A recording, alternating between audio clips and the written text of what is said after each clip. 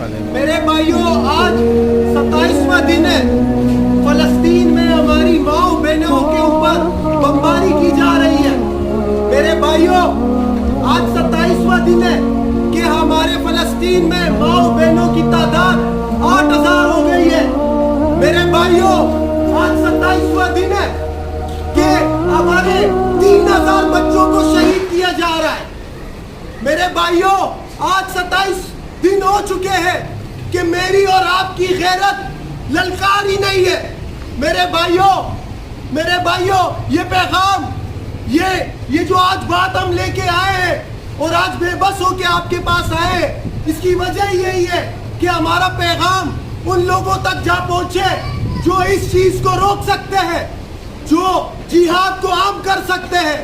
میرے بھائیوں، کیا تم قرآن کی اس آیت کو نہیں سنتے